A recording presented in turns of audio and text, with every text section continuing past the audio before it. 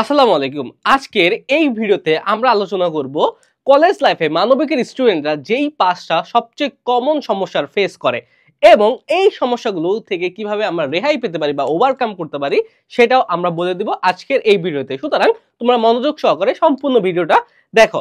দেখো, শুরুতে আমরা বলি মানবিকের স্টুডেন্টরা সবচেয়ে বেশি যেই সমস্যার সম্মুখীন হয় সেটা হচ্ছে হীনমন্যতায় ভোগা। দেখো, আমাদের সমাজে মনে করে যে সায়েন্সে পড়লেই সে অনেক কিছু হয়ে গেছে, কিন্তু সে সায়েন্সে পড়ে ডাক্তার ইঞ্জিনিয়ার হলো কিনা এটা নিয়ে একটা ডাউট থেকেই যায়। আবার ভাবে যে মানবিকের স্টুডেন্টরা কিছুই করতে পারছে না। এই একটা হীনমন্যতা কিন্তু আমাদের অনেক স্টুডেন্টদের মনোবলকে দুর্বল করে দেয় বা ভেঙেও দেয়। অর্থাৎ আমাদের সমাজের একটা ভ্রান্ত যে ধারণা আছে, এই ধারণার ফলে কিন্তু কি আমরা এই মানবিক স্টুডেন্টরা অনেক ক্ষতিগ্রস্ত হয়ে পড়ি। কিন্তু ভাইয়া, ক্ষতিগ্রস্ত হওয়া যাবে না। কেননা তুমি যদি তোমার জায়গায় তুমি অটল থাকো, তুমি যদি মানবিক থেকে ভালো একটা রেজাল্ট করো, ভালো একটা ইউনিভার্সিটিতে পড়ো, তাহলে ইনশাল্লাহ তুমিও ভালো করতে পারবে, তাদের ভুল প্রুফ করতে পারবে। দেখো, আমি প্রায় একটা কথা বলি যে মানবিকে কিন্তু সাবজেক্টটা ম্যাটার করে না, বাংলাদেশেই সাবজেক্ট ম্যাটার করে না।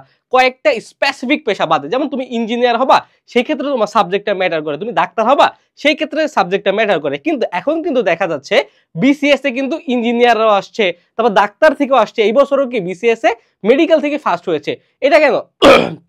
কারণ হচ্ছে মানবিকের সাবজেক্টটা কোনোভাবেই ম্যাটার করে না। তুমি মানবিক থেকেই ডিসিএসপি সবচেয়ে বেশি হয়, তারপর সরকারি চাকরিতে সবচেয়ে বেশি কিন্তু কে মানবিক থেকে যে থাকে, কারণ ভর্তি পরীক্ষায় মানবিকের যে বিষয়গুলো আছে এখান থেকে সবচেয়ে বেশি প্রশ্ন আসে। সুতরাং তোমার হীনমন্যতায় কোনোভাবেই ভোগা যাবে না। ওকে ভাইয়া, তারপরে আসো যে না বুঝে মুখস্থ করা। আমরা কলেজ লাইফে একটা কি করি, যেহেতু মানবিকের অনেক পড়া, অনেকে মনে করে কি যে আমরা কি করি শুধু পড়বা পড়বা পড়বা, তারা শুধু মুখস্থ করে যায় মুখস্থ করে যায়। এখানে কি বলা আছে বুঝলো কি না বুঝলো তারা এটা খেয়াল করে না। না বুঝে মুখস্থ করা যাবে না ভাইয়া, কারণ হচ্ছে আমাদের অনেক পড়া, আমাদের ভালোভাবে ভিজুয়ালাইজ করে করে এটা পড়তে হবে যাতে এত পড়াগুলো আমাদের ব্রেনে থাকে। এখন আমি পড়লাম, যদি কালকেই ভুলে যাই, এই পড়া কি আদৌ আমার কোনো কাজে আসবে? কোনো কাজে আসবে না। সুতরাং আমাদের না বুঝে পড়া যাবে না, বুঝে বুঝে পড়তে হবে। যদি আমরা বুঝে বুঝে পড়ি তাহলে দেখবা যে তোমার পার্মানেন্ট ব্রেইনে এটা কি হয়ে গেছে, থেকে গেছে। আর আমরা কিন্তু বলেই দিয়েছি যে কিভাবে তুমি পড়া খুব সহজেই মুখস্থ করতে পারো। আমাদের গাইডলাইন ভিডিওগুলো দেখো, তুমি এই ভিডিওটা পেয়ে যাবে।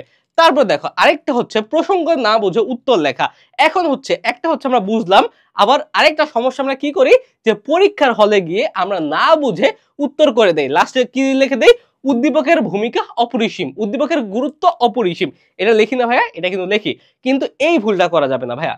মানবিকে যেহেতু আমরা নিয়েছি, আমরা এই সাবজেক্টের প্রতি সিরিয়াস থাকা লাগবে। সিরিয়াসলি কিভাবে, আমাদের বোঝা লাগবে। আগে প্রশ্নটা পাবা, বোঝার চেষ্টা করবা যে আসলে প্রশ্নটা কোন জিনিসকে রিলেট করেছে।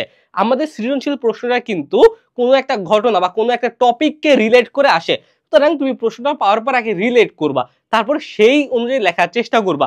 কিভাবে লিখবা এটা কিন্তু আমাদের কোর্সে আমরা অলরেডি বলে দিছি। এবং কি তোমরা সুন্দরভাবে লেখার চেষ্টা করবা। তোমরা ভুলভাল লিখো, না বুঝে লেখো, চাইছে মুক্তিযুদ্ধ দিয়ে দিছো ভাষা আন্দোলন, এই ফলে কি তোমার নাম্বারটা অটোমেটিক কমে যায়। তোমরা যারা মানবিক স্টুডেন্ট আছো এই সমস্যাটা তোমরা অনেক করে থাকো, এই সমস্যাটা কখনোই করা যাবে না। ওকে ভাইয়া, তারপর আসো আরেকটা সমস্যা হচ্ছে চর্চার অভাব।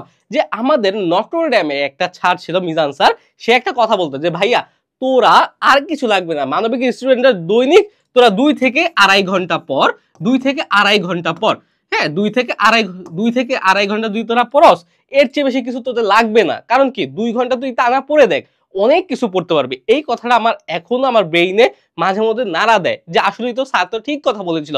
তুমি যদি 2 ঘন্টা টানা পড়ো দেখবা যে অনেক কিছু পড়া যায়। মানবিকে এর চেয়ে বেশি দরকার নেই, কিন্তু কনসিস্টেন্সি থাকা লাগবে। চর্চার অভাবেই কিন্তু মানবিকের শিক্ষার্থীরা সবচেয়ে বেশি ভুল করে। যেমন তোমরা আমাদের ক্লাসগুলো করছো, এখন কি তোমার কাছে ক্লাস পর্যন্তই না ভাই, আগে তোমরা কলেজের ক্লাসগুলো করবা, কলেজের ক্লাসের পরে তারপর হচ্ছে তোমরা আমাদের ক্লাসগুলো করবা, আরেকবার চর্চা হবে। তারপরে আমরা যে দাগানো বইগুলো দিচ্ছি দাগানো বইটা পড়বা, আরেকবার চর্চা হবে। এইভাবে চর্চার উপরে থাকতে হবে।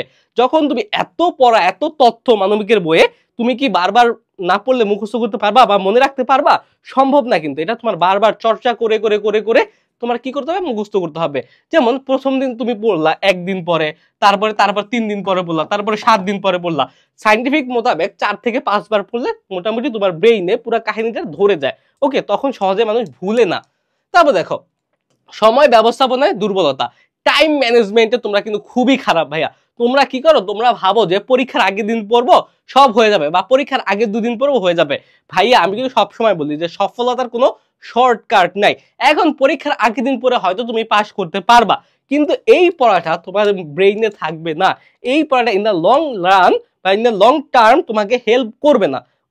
ওকে, তাহলে তোমার কি করতে হবে, তোমার একটা নিয়মিত চর্চার রূপে থাকতে হবে। অল্প পড়ো কিন্তু নিয়মিত পড়ো। ওকে ভাইয়া, তাহলে তোমার সময় ব্যবস্থাপনা ঠিক রাখতে হবে।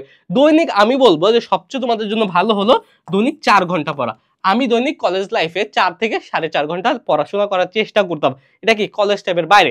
তোমরা 4 ঘন্টা পড়ো, 2 ঘন্টা আমাদের ক্লাস করো, তাইলেই তো হয়ে যায়, ঠিক না? এই সময় ব্যবস্থাপনাটা কিন্তু খুবই জরুরি ভাইয়া।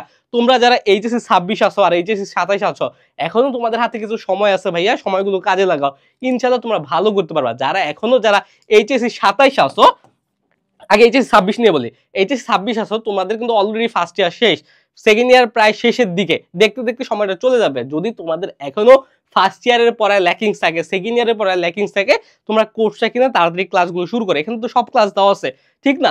আর বিশেষ করে এইচএসসি 27 তোমাদের সামনে একটা হিউজ সময় আছে, কিন্তু এই সময়টাকে কাজে লাগাও, সময় ব্যবস্থাপনাটা করো কিন্তু ভাইয়া। তোমরা কোর্স কিনে ক্লাসগুলো সব দেওয়া আছে, তোমরা ক্লাসগুলো করো। তারপরে অ্যাডমিশনের পড়াও কিন্তু করতে হবে, অ্যাডমিশনের পড়াও কিন্তু আমরা দিয়ে দিছি। সুতরাং তোমাদের জন্য কিন্তু এই সময়গুলো কাজে লাগানোটা খুবই জরুরি। তোমরা এই কলেজ লাইফের 2 বছর কিভাবে কাজে লাগাবা, এটার উপরে ডিপেন্ড করে তোমার ফিউচারটা। কারণ কি, তুমি এর উপরে ডিপেন্ড করে ইউনিভার্সিটিতে চান্স পাবা, তারপর তোমার কি কর্মজীবনে যাবা। সুতরাং তোমার এই সময়টা খুবই খুবই খুবই গুরুত্বপূর্ণ। ওকে ভাইয়া, তাহলে আজকের এই ভিডিওটা এই পর্যন্তই থাকলো। আবার দেখা হবে, সেই পর্যন্ত সুস্থ থাকো, ভালো থাকো। আসসালামু আলাইকুম।